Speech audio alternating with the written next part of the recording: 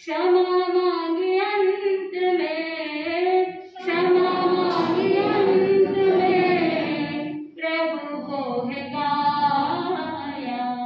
प्रभु महावीर को हम करते नमन, प्रभु महावीर को हम करते नमन। राजवेश के विजेता, मोक्ष मार्ग के प्रतिपादक, चरम तीर्थंकर श्रीमन भगवान महावीर स्वामी के चरणों में कोटि कोटि वंदन करते हुए एक भवावतारी, चर्चा चक्रवर्ती, भीष्म प्रतिज्ञाधारी, अखंड बाल ब्रह्मचारी, आचार्य सम्राट पूज्य श्री जयमल जी महाराज साहब के चरणों में कोटि कोटि वंदन करते हुए उन्हीं के 11वें पटधार आचार्य सम्राट पूज्य श्री सुखचंद्र जी महाराज साहब के चरणों में कोटि कोटि वंदन। जय गच्छाधिपति, व्याख्यान वाचस्पति, उग्र विहारी, वचन सिद्ध साधक, 12वें पटधार आचार्य प्रवश्री पार्श्व चंद्र जी महाराज साहब, घोर तपस्वी उपाध्याय प्रवश्री गुणन चंद्र जी महाराज साहब, मेरे नंदा प्यारा मम जीवन उद्धारक परम पूज्य गुरुदेव डॉक्टर श्री पदम चंद्र जी महाराज साहब के चरणों में कोटि कोटि वंदन करते हुए सभी गुरु भगवंतों के चरणों में वंदन करती हूँ। गुरुदेव श्री की आज्ञा से आत्मबंधु अनंत अनंत ज्ञानी, सर्वज्ञ सर्वदर्शी तीर्थंकर प्रभु महावीर स्वामी, जिन्होंने संसार के भव्य प्राणियों को जिनवाणी के माध्यम से अपने विचारों को शुद्ध बनाने की प्रेरणा दे दी। आत्मबंधु, ज्ञानी जन कहते हैं कि विचार ही वस्तु बन जाती है, और ये विचार कहाँ होते हैं? मस्तिष्क में होते हैं। आत्मबंधु, मस्तिष्क का यहाँ पर विचारों के अंदर डूबे रहना, और बहुत बार ऐसी प्रॉब्लम हो जाती है कि व्यक्ति ओवर थिंकिंग करता है। दो शब्द आते हैं, एक थिंक ओवर और दूसरा होता है ओवर थिंक।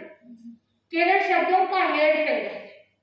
थिंक ओवर का मतलब है उसके ऊपर विचार करना, किसी वस्तु के ऊपर, किसी चिंतन के ऊपर विचार करना। और ओवर थिंक का मतलब क्या होता है कि बहुत ज्यादा एक चीज के बारे में बहुत ज्यादा सोचना, और वही सोचते सोचते व्यक्ति क्या कर जाता है, ओवर थिंकिंग करते हुए चिंताग्रस्त हो जाता है। आत्मबंधु, विचार किसे कहना? ज्ञानी जन कहते हैं कि जिसमें 4 प्रकार के वी हो उसी का नाम विचार है। विचार शब्द को जिस समय आप देखते हो, विचार यानी 4 प्रकार के वी है। सबसे पहला है कि ऐसे विचार जिसमें विनय का गुण हो। आत्मबंधु, 10वें कालिक सूत्र के 9वें अध्ययन के दूसरे उद्देश्य के दूसरे सूत्र में कहा गया कि धर्म का मूल जो है वो विनय है, और विनय से ही जीव मोक्ष को प्राप्त कर सकता है। आत्मबंधुओं, प्रभु महावीर स्वामी ने कहा कि जो कीर्ति की प्राप्ति होती है, जो ज्ञान की प्राप्ति होती है और निश्रेयस की प्राप्ति होती है, वो सारा का सारा विनय रूपी वृक्ष के पत्ते, फल, फूल, शाखा आदि होते हैं। इसीलिए आप जीवन के अंदर जो भी प्राप्त करते हो उसका मूल क्या है? विनय है। क्योंकि जहाँ पर विनय है वहीं पर धर्म है। पूर्व के प्रवचनों के अंदर विनय के बारे में बहुत विस्तार से आपने जाना, क्योंकि जहाँ धर्म होना चाहिए, अगर विनय नहीं वहाँ पर धर्म भी नहीं होता है। तो सबसे पहला भी क्या है? विनय। और उसी 10वें कालिक सूत्र के 9वें अध्ययन के अंदर कहा जाता है, एवं धम्म विनयो मूलम परमो से मुखो जेन कितिम सुयं चित्तम निसे समझा विगच्छति। आत्मबंधु, विनय है तो धर्म है, और उसी विनय रूपी समाधि के बारे में प्रभु महावीर स्वामी ने बताया। और 10वें कालिक सूत्र के अंदर विनय के बारे में बहुत विस्तार से समझाया गया है कि अगर आत्मा में समाधि की प्राप्ति होनी है, अगर विचारों को शुद्ध बनाना है, तो सबसे पहले क्या करना होगा? स्वयं को विनयवान बनाना होगा, विनम्र बनाना होगा। और जो साधक विनम्रता को प्राप्त करता है, जो व्यक्ति हम्बल होता है, वो ही साधक उत्तरोत्तर आगे बढ़ सकता है। और दूसरा भी बताया विवेक को। आत्मबंधु, विवेक उसे कहते हैं कि है का मतलब यानी जो छोड़ने योग्य है, और उपादेय यानी जो ग्रहण करने योग्य है। इस तरह से जो है और उपादेय का ज्ञान प्राप्त करता है, उसी का नाम क्या है? विवेक। हिंदी भाषा के अंदर 2 शब्द आते हैं, रज और राजा। भाषा की दृष्टि से अगर चिंतन करें तो है, एक लाइन का ही अंतर है। अगर र अक्षर के साथ आ जुड़ जाए और ज अक्षर के सामने आ जुड़ जाए तो वो क्या बन जाता है, रज से राजा बन जाता है। रज यानी धूल और राजा का मतलब स्वामी, मालिक, नाम। तो ये जीवन जो है वो उस धूल के समान है, उस मिट्टी के समान है, लेकिन अगर किसी के विवेक रूपी लाइन अगर साथ में जुड़ जाती है तो उसका जीवन कैसा बन जाता है, राजा के समान बन जाता है, उसका जीवन मालिक के समान बन जाता है और वो स्वयं की आत्मा का स्वामी बन जाता है। वो अनाथ से सनाथ की ओर चला जाता है, वो अपनी आत्मा का नाथ बन जाता है। आत्मबंधु, इसीलिए ज्ञानी जन ने कहा कि जीवन के अंदर अगर विचारों की शुद्धि चाहिए तो दूसरा भी क्या होना चाहिए, विवेक होना चाहिए। और जब साधक के जीवन में विवेक आ जाता है वो ही आगे बढ़ने के लिए तत्पर बन जाता है। आत्मबंधु, भगवान महावीर स्वामी कहते हैं कि जो साधक विवेकवान होता है वो ही साधक जीवन के अंदर विनय को भी प्राप्त कर लेता है, क्योंकि उसे पता होता है कि सही क्या है और गलत क्या है। ये विवेक का नेत्र कब खुलता है, जिनवाणी श्रवण करने से ही ये विवेक का नेत्र खुलता है। इसीलिए प्रभु महावीर स्वामी ने 10वें कालिक सूत्र के 4थे अध्ययन के अंदर भी बता दिया कि जहाँ पर सुनने से ही जीव कल्याण और पाप के मार्ग को जान सकता है, अगर वो सुनेगा ही नहीं तो उसे कोई भी ज्ञान की प्राप्ति हो नहीं सकती। तीसरे प्रकार का वी है विराग यानी वैराग्य। आत्मबंधु, विराग का मतलब क्या है, वी प्लस राग यानी राग की व्यर्थता का बोध हो जाना, उसी का नाम है विराग। आत्मबंधु, आज दिन तक ये जीव राग के अंदर डूबा हुआ था। अब प्रभु महावीर स्वामी कह रहे हैं अगर विचारों को शुद्ध बनाना है तो राग से ऊपर उठ करके क्या बनना होगा, विराग की ओर आगे जाना होगा। और जब साधक राग को दूर करते हुए वैराग्य की ओर आगे बढ़ता है तभी वो भीतर से क्षमा धर्म को प्रकट कर सकता है। चौथे प्रकार का वी है विराम। जब साधक विनय विवेक को प्राप्त करता है, वो ज्ञान को प्राप्त करने पर राग की तंद्रा टूट जाती है, और जब राग की तंद्रा टूटने पर विराग को प्राप्त कर लेता है तो वो अपने भव भ्रमण को क्या दे देता है, विराम दे देता है। ये चौथे प्रकार का वी है। जब साधक के विचार शुद्ध हो जाते हैं तो वो जीवन के अंदर विराम को प्राप्त कर लेता है। यानी विराम का मतलब क्या है कि भव भ्रमण से छुटकारा प्राप्त कर लेना और संसार का परिभ्रमण को अंत कर देना, फुल स्टॉप दे देना, उसी का नाम क्या है, विराम। आत्मबंधुओं, थाना सूत्र के 4थे थाने के अंदर प्रभु महावीर स्वामी ने बताया कि एक भार वाहक यानी जो अपने कंधे के ऊपर भार लादता है तो उस भार को दूर करने के लिए, उस वजन के दर्द को दूर करने के लिए 4 प्रकार के विश्राम स्थल बता दिए। पहला विश्राम स्थल बताया, जैसे एक भार वाहक है, कंधे पर, राइट कंधे पर भार उठा रहा है, वो एक जगह से अपने मंजिल तक जाना है लेकिन बहुत लंबा रास्ता है, चलते चलते थक गया। अब क्या करना, एक ही कंधे पर अगर भार ज्यादा रहता है तो उस कंधे पर भी प्रेशर आ जाता है, स्ट्रेस हो जाता है, और उसी के कारण से वो क्या करता है, इस कंधे को विराम देने के लिए, इस कंधे को विश्राम देने के लिए वो पहले प्रकार का विश्राम यूज करता है। आत्मबंधु, पहला विश्राम स्थल यानी भार वाहक अपने भार को एक कंधे से उठा करके दूसरे कंधे पर रखना, वो पहला विश्राम स्थल है। फिर वो भार वाहक आगे से आगे चलता गया, चलते चलते और ज्यादा थक जाता है और अभी बहुत लंबे समय तक चल रहा है तो आवश्यक नेचर कॉल आ जाता है, लघु शंका आदि से निवृत्त होना है, तो उस समय वो क्या करेगा, अपने कंधे पर भार रख करके वो आगे अपना नेचर कॉल तो दूर नहीं कर सकता, लघु शंका आदि से निवृत्त नहीं हो सकता, इसलिए वो क्या करता है, कुछ समय के लिए वो अपने भार को नीचे रख देता है। ये दूसरे प्रकार का विश्राम स्थल है कि वो थोड़ी देर के लिए लघु शंका आदि से निवृत्त होने के लिए उस भार को नीचे रख देता है। फिर पुनः जब अपने शंका से निवृत्त हो जाता है, उस भार को कंधे पर रख करके आगे चलता है। चलते चलते सायंकालीन समय हो जाता है, रात्रि के समय में और ज्यादा नहीं चल सकता, लंबे समय तक चल रहा था, थक गया। अब थोड़े देर के लिए क्या करना पड़ेगा?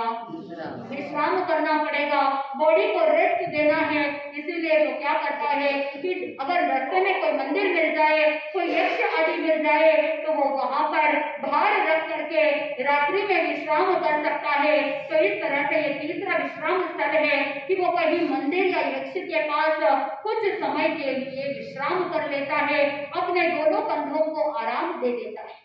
आत्मबंधुओं, पूरे शरीर को आराम दे दिया। अब वो वहां से चलता है, चलते चलते आगे बढ़ता है और अपनी मंजिल तक पहुंच जाता है। आत्मबंधुओं, चौथे प्रकार का विश्राम स्थल है कि वो अपने कंधे पर जो भार लेकर के चल रहा है, वो मंजिल तक पहुंचने के बाद ही वो नीचे रखता है। इस तरह से 4 प्रकार के विश्राम स्थल बता दिए। ठीक उसी प्रकार एक आत्मार्थी जो साधक होता है, एक श्रावक होता है, उसके लिए भी 4 प्रकार के विश्राम स्थल बता दिए। यानी भव भ्रमण से विराम को प्राप्त करने के लिए 4 प्रकार के विश्राम स्थल है। इन 4 विश्राम स्थलों का अगर उपयोग किया जाए तो वो क्या कर सकता है? अपने भव भ्रमण को विराम दे सकता है, मोक्ष की मंजिल को प्राप्त करने के लिए तत्पर बन सकता है। इसलिए भगवान ने बताया कि पहला विश्राम स्थल है त्याग व्रत प्रत्याख्यान ग्रहण करना। जब साधक त्याग व्रत प्रत्याख्यान ग्रहण करता है तो वो मर्यादित जीवन जीता है। और दूसरा विश्राम स्थल है सामायिक करना। आत्मबंधुओं, जब वो साधक सामायिक करता है, वो श्रावक सामायिक करने से 48 मिनट के लिए अभयदान देता है, तो उतने टाइम पीरियड के लिए वो सभी पाप कर्मों से मुक्त हो जाता है। तो ये दूसरे प्रकार का विश्राम स्थल है। यानी कुछ समय के लिए क्या किया, उस भार वाहक ने जैसे भार को नीचे रखा, ठीक वैसे ही कुछ समय के लिए जब साधक सामायिक लेता है, उस समय उतने टाइम पीरियड के लिए वो सभी पापों से निवृत्त हो जाता है। और तीसरा विश्राम स्थल है औषध आदि करना।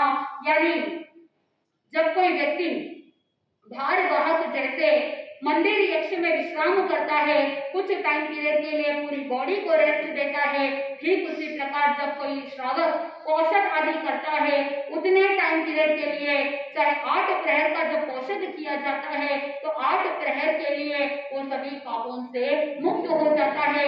यानी आत्मा को विश्राम मिलता है, आत्मा को विराम मिलता है, आत्मा को रेस्ट मिल जाती है, आत्मा को खुराक मिल जाती है, आत्मा का पोषण हो जाता है। तो ये तीसरे प्रकार का विश्राम स्थल है पोषण करना।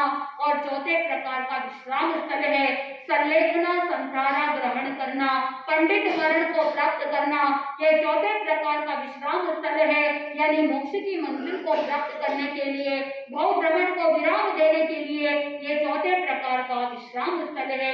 हर एक साधक का मंतव्य होना चाहिए, हर एक श्रावक का लक्ष्य होना चाहिए कि वह दिन मेरा धन्य हो कि जिस दिन मुझे संधारा संलेखना प्राप्त हो, पंडित मरण की प्राप्ति हो। आत्मबंधु, ये 4 प्रकार के विश्राम स्थल साधक को विराम दे देता है। इस तरह से जो 4 वी को ग्रहण करता है, उसका विचार हमेशा क्या होता है? शुद्ध होता है। और जब विचारों की शुद्धि होती है तो उसका जीवन भी शुद्ध हो जाता है। आत्मबंधुओं, जैसे एक ग्लास में दूध है, उस दूध के अंदर अगर राख मिला दी जाती है, दूसरी तरफ एक ग्लास दूध है, उसमें शक्कर मिला दी जाती है। आत्मबंधुओं, जिस दूध में राख है वो स्वाद को बिगाड़ देती है, और जिस दूध में शक्कर है वो स्वाद को बढ़ा देती है। ठीक उसी प्रकार संसार के अंदर 2 प्रकार के जीव होते हैं, एक राख के प्रतिनिधित्व होते हैं और दूसरे प्रकार के जीव होते हैं जो शक्कर के प्रतिनिधित्व होते हैं। यानी कुछ ऐसे जीव होते हैं जो राख के समान वातावरण को बिगाड़ देते हैं, कलुषित कर देते हैं, गंदा कर देते हैं, प्रदूषित कर देते हैं, पोल्यूट कर देते हैं। और कुछ ऐसे जीव होते हैं शक्कर के समान होते हैं जो अपने वातावरण को प्रसन्नता के साथ, आनंद के साथ और माहौल को बहुत ताजा बना देते हैं, ऐसे पॉजिटिव लोग जीवन के अंदर मिल जाते हैं। तो इस तरह से दो प्रकार के जीव संसार में दिखाई देते हैं। तो आप प्रभु महावीर स्वामी के जीवन को सुन रहे थे, तो संगम देव ने भी क्या किया, वातावरण को क्या किया, कलुषित कर दिया, वातावरण को प्रदूषित कर दिया और क्लेश उत्पन्न करे जैसा वातावरण क्रिएट कर दिया, वो उस राख के समान है। लेकिन प्रभु महावीर स्वामी तो उस शक्कर के समान, सागर के समान निकले, जो वातावरण को अपनी आभा से, अपनी तेज से पॉजिटिव बनाने वाले थे। प्रभु महावीर स्वामी ने तो क्षमा कर दी और संगम देव के प्रसंग को आपने सुना कि किस तरह से वो देवलोक से भी निष्कासित हो गया।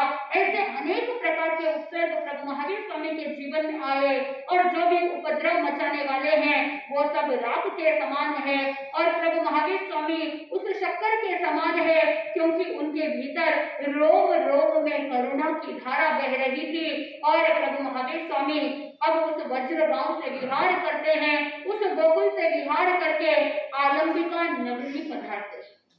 आत्म बंधुओं, आलंबिका नगरी में पधार कर प्रभु महावीर स्वामी प्रतिमा को धारण करके ध्यानस्थ हो जाते हैं और उधर वंदना करने के लिए, नमस्कार करने के लिए भवनपति जाति का हरि नाम का विद्युत इंद्र आता है और प्रभु को वंदन नमस्कार करके प्रभु को कहने लगता है, प्रभु से निवेदन करने लगता है कि हे प्रभु, आपका शरीर, आपका हृदय तो वज्र के समान है, क्योंकि आपने जो घोर उपसर्ग सहन किए हैं, उन उपद्रवों को सहन किया है।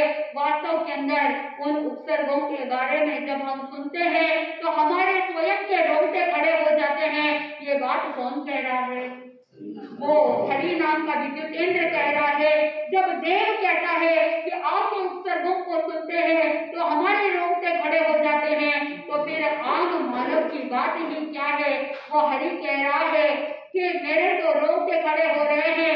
भगवान, आपका हृदय वास्तव के अंदर वज्र के समान है।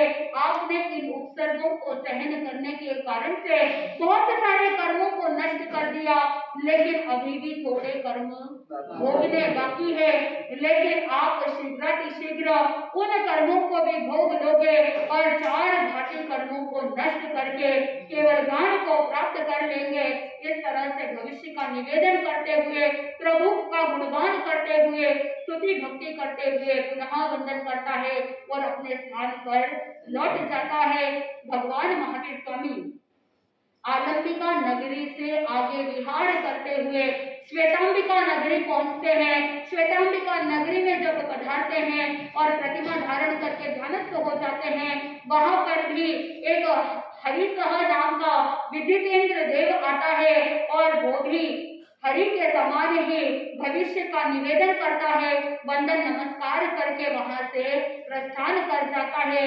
प्रभु महावीर स्वामी आलंबिका से श्वेतांबिका नगरी और श्वेतांबिका नगरी से आगे श्रावस्ती नगरी पहुंचते हैं। श्रावस्ती नगरी में जैसे ही पधारते हैं, वहां पर बाहर उद्यान में ध्यानस्थ खड़े हो जाते हैं और उसी दिन उस श्रावस्ती नगरी के अंदर जो जन समूह था, वो जन समूह कार्तिक स्वामी का महोत्सव मना रहे थे। रथ यात्रा की तैयारी हो रही थी।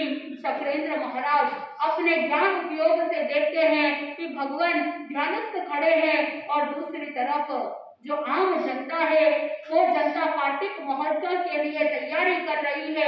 अब जन समूह के अज्ञान को देख करके शक्रेंद्र महाराज के मन में खेद हुआ और उनको समझाने के लिए और प्रभु को वंदना करने के लिए वो वहां पर श्रावस्ती नगरी आते हैं। और आने पर कार्तिक स्वामी की जो प्रतिमा होती है, उस प्रतिमा में प्रवेश करके मानो कि वो प्रतिमा चलने लग जाती है। जैसे ही वो कार्तिक स्वामी की प्रतिमा चलने लगी, जन समूह आश्चर्यचकित हो गए और वो परस्पर एक दूसरे से बातचीत करने लगे, एक दूसरे को कहने लगे, अरे देखो, साक्षात कार्तिक स्वामी हमारे इष्ट देव चल रहे हैं। लगता है कि ये स्वयं चल कर करके रथ में विराजमान होंगे। हमारी प्रार्थना, हमारी भक्ति फलीभूत हो रही है। इस तरह से लोग आपस में बात कर रहे थे कि अभी जो ये मूर्ति चल रही है ये चल करके रथ में बैठ जाएगी, लेकिन जैसा लोगों ने सोचा ऐसा कुछ भी नहीं हुआ। वो कार्तिक स्वामी की प्रतिमा चलते चलते मूर्ति रथ को छोड़ करके आगे बढ़ने लगी। जैसे ही लोगों ने देखा तो वो बड़े निराश हो गए, हताश हो गए और विचार करने लगे आखिर बात क्या है। और वो मूर्ति जिस तरह से चल रही थी उसी रास्ते की ओर लोग भी पीछे पीछे चलने लगे। अब वो कार्तिक स्वामी की प्रतिमा जिसके अंदर शक्रेंद्र महाराज प्रवेश कर चुके हैं, वो वहां पर चलते चलते नगर के बाहर उद्यान में पहुंचते हैं, जहां पर भगवान महावीर स्वामी ध्यानस्थ खड़े हैं। प्रभु महावीर स्वामी को देख करके वो कार्तिक स्वामी की जो प्रतिमा थी वो वंदन करने लग जाते हैं। जैसे ही उन्हें वंदन करते हुए देखा तो लोगों ने सोचा कि शायद ये जो हमारे इष्ट देव है इनके भी ये महात्मा पूज्य है, हमारे इष्ट देव भी इनको वंदन कर रहे हैं, हमने तो इनकी उपेक्षा की, हमने तो इनको इग्नोर किया, हमने इनको अवॉइड किया, हमने ये अच्छा नहीं किया। जब हमारे इष्ट देव ही इन महात्मा को वंदन कर रहे हैं तो हमें भी क्या करना चाहिए, हमें भी वंदन करना चाहिए। शक्रेंद्र महाराज तो यही चाहते थे कि जन समूह को क्या करना है, प्रभु के पास लाना है, प्रभु को वंदन करवाना है, प्रभु की वंदना हो, ऐसा वो सोच करके शक्रेंद्र महाराज आते हैं और ये सारी रचना करते हैं और वहां के जन समूह लोग भी वंदना करने लगते हैं, प्रभु की महिमा गाते हैं। आत्मबंधु, प्रभु महावीर स्वामी अपने ध्यान प्रतिमा को पूर्ण करके उस श्रावस्ती नगरी से आगे विहार करते हैं। विहार करते करते कौशाम्बी नगरी पहुंचते हैं। भगवान महावीर स्वामी जब कौशाम्बी नगरी में ध्यानस्थ खड़े होते हैं, वहां पर भी उनकी सेवा में सूर्य और चंद्र वंदना करने के लिए आते हैं और कौशाम्बी नगरी में भगवान महावीर स्वामी अपने ध्यान साधना को पूर्ण कर आगे विहार करते हैं। और जैसे ही भगवान महावीर स्वामी वहां से वाराणसी पहुंचते हैं, वाराणसी से आगे विहार करते हुए भगवान महावीर स्वामी राजगृही नगरी पधारते हैं। उस राजगृही नगरी के अंदर भी ईशानेन्द्र साक्षात आता है, भगवान को वंदना नमस्कार करता है, स्तुति भक्ति करता है और पुनः अपने स्थान पर लौट जाता है। भगवान महावीर स्वामी की ये विहार की श्रृंखला चल रही है। राजगृही नगरी से आगे मिथिला नगरी पधारते हैं और इस मिथिला नगरी में धरणेन्द्र पधारते हैं। धरणेन्द्र भी भगवान महावीर स्वामी को वंदन नमस्कार करते हैं और मिथिला नगरी से भगवान महावीर स्वामी पहुंच जाते हैं वैशाली नगरी। आत्मबंधुओं, जब वैशाली नगरी पधारते हैं तो वर्षा ऋतु प्रारंभ हो जाती है, तो भगवान महावीर स्वामी इस वैशाली नगरी के बाहर समरोद्यान के अंदर जहाँ पर बलदेव का मंदिर था वहीं पर 4 महीने तक वहां पर 11वां चातुर्मास करते हैं। वैशाली नगरी के अंदर जब भगवान ध्यानस्थ खड़े होते हैं, आत्मबंधुओं, कहा जाता है कि भगवान इस चातुर्मास में भी 84 तप करते हैं, 4 महीने तक तपस्या करते हैं और इसी चातुर्मास के दौरान भूतेंद्र और नागेंद्र भी आते हैं प्रभु को वंदना करने के लिए, नमस्कार करने के लिए, प्रभु का गुणगान करने के लिए। आत्मबंधुओं, भगवान महावीर स्वामी की यात्रा प्रारंभ हुई थी वज्र गांव से, जहां पर संगम देव का उत्सर्ग समाप्त हो चुका था। वज्र गांव से विहार करते करते जितनी भी नगरी में उनका पदार्पण हुआ, वहां भगवान महावीर स्वामी को वंदन करने के लिए साक्षात देव पधारते हैं और प्रभु को वंदन नमस्कार करते हैं। 10वें कलिक सूत्र के पहले अध्ययन की पहली गाथा में जो बताया जाता है, देवावितम नमः संति, यानी जो धर्म के आदि करने वाले हैं और धर्म का प्रारूपण करने वाले हैं, जिनके रोम रोम में धर्म बसता हो, उनको वंदन करने के लिए कौन आते हैं? देवता भी आ जाते हैं। चाहे श्रावक हो, चाहे साधु हो, या चाहे तीर्थंकर हो, जिनके भीतर से धर्म प्रकट होता है वहां पर देवता की सेवा में नतमस्तक हो जाते हैं। आत्मबंधुओं, इस वैशाली नगरी में चौमासा किया भगवान ने, चतुर्मासी तप किया, और जैसे ही चतुर्मास पूर्ण हुआ अब भगवान का पारना होना है। अब वैशाली नगरी के अंदर ऐसे किस सेठ के यहाँ पारना होने वाला है? क्या जीर्ण सेठ भगवान को पारना कराएगा? वो तो 4 महीने से प्रतीक्षा कर रहा है कि भगवान मेरे नगर में आए हैं और मेरे यहाँ पारना के लिए पधारेंगे, लेकिन सेठ की भावना फलीभूत होगी या वहां पर उसी नगरी के अंदर पूर्ण सेठ होते हैं, दोनों के नाम अलग अलग है। अब जीर्ण सेठ का नाम पहले कुछ और था, लेकिन उनको जीर्ण सेठ क्यों बुलाया जाता है? और पूर्ण सेठ जो है उन्होंने द्रव्य से दान दिया तो द्रव्य से लाभ प्राप्त होगा, भावना अधिक है, या जो द्रव्य से दान दिया है वो अधिक है? जीर्ण सेठ की भावना महत्वपूर्ण है या पूर्ण सेठ ने जो दान दिया उसका महत्व है? किसका क्या औचित्य है? क्या जीर्ण सेठ की भावना इतनी उत्कृष्ट हो जाएगी कि उनको केवल ज्ञान की प्राप्ति होगी या कहीं पर अड़चन आ जाती है? ये सारी बातें जो कथा प्रसंग आप कल सुनेंगे, भगवान महावीर स्वामी के चौमासी तप का पारना किस तरह से होगा, कैसे देव दुंदुभी होगी, कैसे पारना पूर्ण होगा, और कैसे भगवान महावीर स्वामी वर्षावास को पूर्ण करने के बाद किस तरफ विहार करते हैं, कैसे उपसर्गों का आना अभी बाकी है, क्योंकि भविष्य का निवेदन हरि और हरि सह ने किया था कि अभी कर्म को भोगना थोड़ा सा बाकी है। तो अब कौन से कर्म बाकी है, कौन से उपसर्ग आने बाकी है, कौन से प्रकार के अभिग्रह भगवान महावीर स्वामी धारण करते हैं, और कैसे भगवान महावीर स्वामी को केवल ज्ञान की प्राप्ति होती है, ये सारा कथा प्रसंग जैसे जैसे हम सुनेंगे हमारे जीवन के अंदर भी बोध को प्राप्त करने का अवसर प्राप्त होगा। भावना उत्तम होनी चाहिए और साथ में विचार किस तरह से शुद्ध होने पर आत्मा को अधिक लाभ की प्राप्ति होगी, ये जैसे जैसे हम सुनेंगे हमारे भीतर भी ज्ञान प्राप्त होगा, आनंद की प्राप्ति होगी। इसी मंगल भावना के साथ आनंद ही आनंद बोले श्री जैन धर्म की जय।